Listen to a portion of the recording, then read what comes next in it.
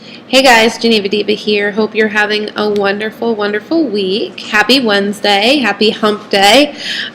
We're officially halfway through week 2. I hope everything's going well for you. I hope that yesterday was helpful and you were able to find even more places, that you were spending money that wasn't worth it for you.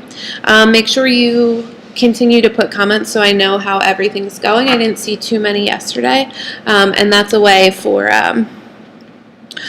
me to know if you need a little extra help or if things are going well.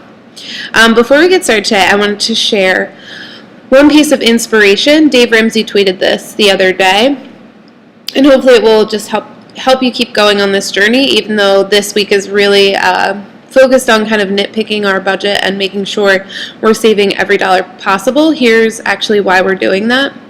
Dave says, saving only $100 per month from age 25 to age 65 at 12% growth, so if you put it in a mutual fund, it would average 12% growth, would at the end of those 40 years yield $1,176,000 at retirement.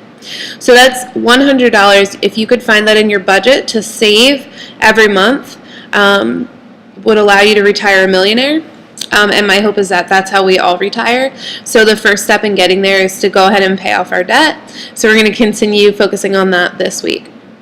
So today we're going to focus specifically on food. We're going to drill down a little bit deeper into how we're spending money on food. We spoke briefly before about the cost difference in eating out and making your lunch or your dinner at home. And today we're going to talk a little bit more specifically about when you're grocery shopping, how you can save more money, and that way we're building up to that $100 that can go towards savings and get us to millionaires by the time we retire. So Dani Johnson talks a ton about food in her War on Debt, because food is an area that we waste a lot of money. So we already talked about eating out, but how about when you go to the grocery store? So Dani recommends, and I've found it to be true, that when you go to the store with a list, you are way more likely to stay on budget and buy only the things you need. You should also not go to the grocery store hungry. I know we've heard about that a lot. You should also be weary of using coupons, and I know that's counterintuitive, but those are just advertisements, right? So make sure you have your list of what you need, and if you happen to have a coupon or if you happen to see something on sale, then you buy it as long as it's on your list. But if it's not on your list, then you need to kind of weigh out that option and make sure you're only buying what you need. So that's at the grocery store. Plan ahead, have a list. Go in with that gazelle-like intensity. I know this is an area I really, really struggled and I failed out a lot.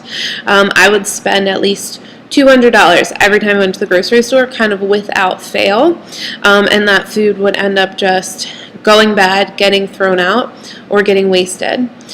So what I'm going to push you to do is really take those tips in mind when you go to the grocery store, and then kind of on the flip side of that, thinking now about the current state of your house, your pantry, your fridge, wherever you store food. What is in there right now? I know that's kind of a scary question, but today I want to push you to inventory what food you have that you can work on eating in order to save money. So this month we're getting gazelle intense, right? We're making sure we're using everything we have so that we can save that $1,000 and so that we can get on our road to paying off our debt. So if you can eat out of your pantry for even if it's a week, eat the food you have in your pantry and your fridge, that's going to save you money right there. Say you're spending $100 every time you go to the grocery store, there's $100 that could be paying off your debt and then eventually building you up to have a successful retirement. So look at what's in your pantry, your fridge, your separate freezer, your basement, wherever you keep food or cans or anything. Before you go to the grocery store, I want to challenge you to eat that first. And think about it as eating your debt, literally. You can eat that instead of spending additional money on more food. And I guarantee the other thing that will help you with is when you go to the grocery store, you're going to think twice about what you buy, because if it's one of those items that's been sitting in your cupboard for a month or two, right, it's probably something you didn't really want or need. So that is food. I think I covered everything. I want to challenge you to get Gazelle-like intense this month. For the rest of this challenge, try not to eat out as much as possible. Try to plan ahead. Write your list for the grocery store today, and see how much that would cost you each week, and then compare it to what you've spent in the past. So, I can estimate for 1 week exactly what I need to feed my family, and kind of estimate those prices, total it up, and see how much that compares to what I'm actually spending. Food should be no more than 5 to 10% of your monthly income. So that's like kind of a good general guideline.